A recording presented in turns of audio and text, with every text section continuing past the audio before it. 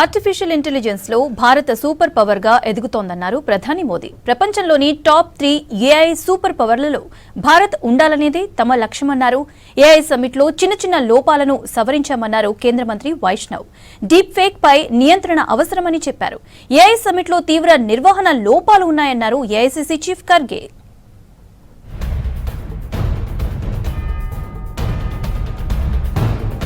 ఢిల్లీలోని భారత్ మండపంలో artificial intelligence summit grand గా జరుగుతోంది. రోబోల విన్యాసాలు, ఏఐ టెక్నాలజీ అబ్బూరపరుస్తున్నాయి. వివిధ దేశాలకు చెందిన ఇన్నోవేటర్లు అత్యాధునిక టెక్నాలజీని సమ్మిట్లో ప్రదర్శిస్తున్నారు.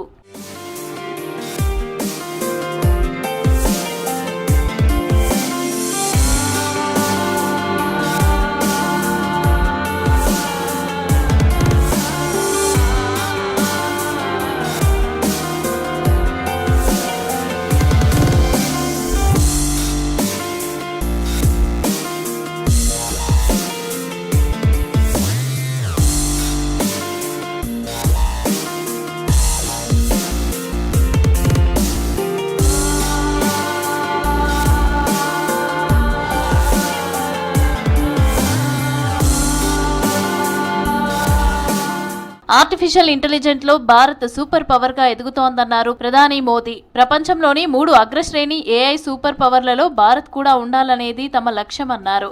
గ్లోబల్ సౌత్ దేశాల్లో ఏఐపై ప్రపంచ స్థాయి సమావేశం నిర్వహించడం ఇదే తొలిసారని చెప్పారు. ప్రజా వ్యవస్థలను బలోపేతం చేయడంలో ఏఐ భాగస్వామ్యం పెరగాలన్నారు Modi.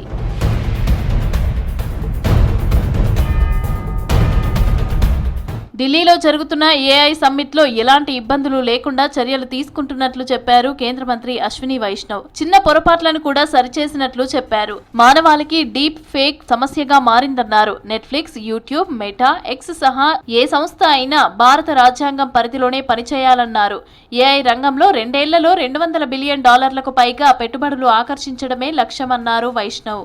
We have a war room operating right now where since yesterday and any issue which is there, please report to us. We definitely will make efforts to make it more smooth and make it more enjoyable for all of you.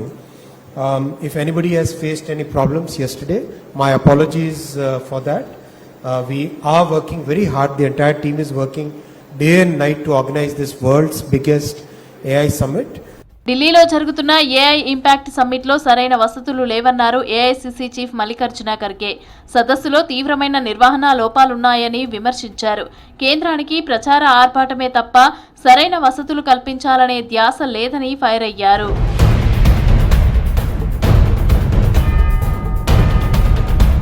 India AI impact summit లో తొలి రోజు సందర్శకులు తీవ్రంగా ఇబ్బంది పడ్డారు. Food stalls నిర్వాహకులు online పేమెంట్లను అంగీకరించలేదు. కేవలం క్యాష్ ను మాత్రమే తీసుకున్నారు. దీంతో సందర్శకులు అసహనం వ్యక్తం చేశారు.